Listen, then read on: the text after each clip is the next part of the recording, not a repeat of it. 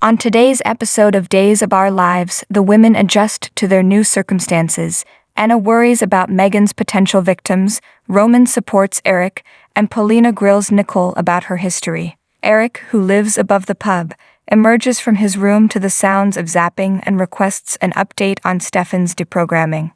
He encounters Roman in the hallway, who is perplexed as to why the lights are flickering.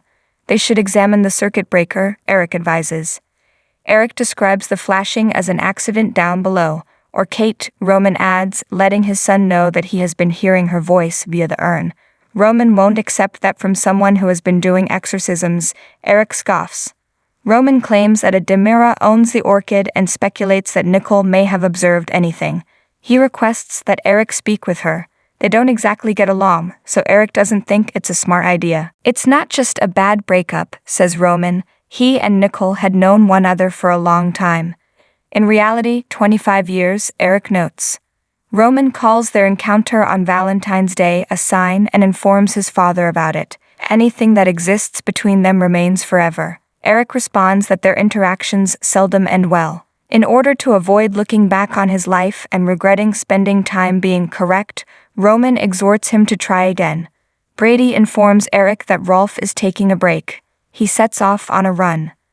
When Paulina runs into Abe in the square, she lets him know that Steve and John spoke with Orpheus. She confirms his continued existence, but Roman had warned her that a Demira is in possession of the orchid.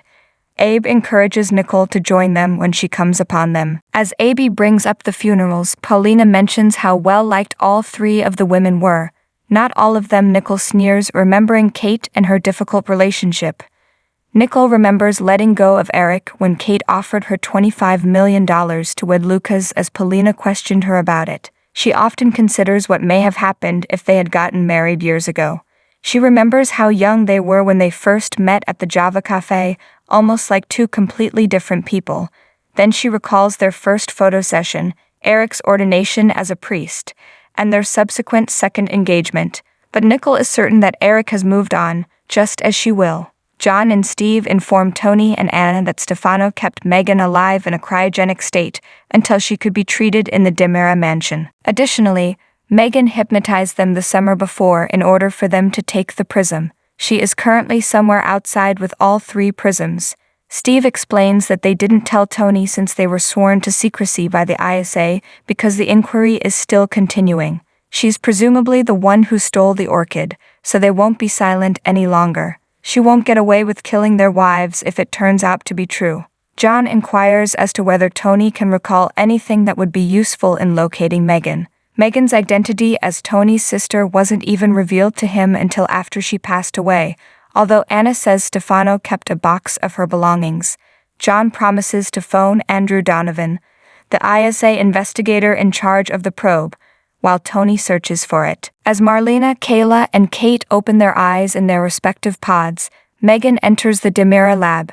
Megan cracks open the pods and administers an injection. Marlena gets to her feet and tells Megan that the last thing she can recall is being with John on the roof.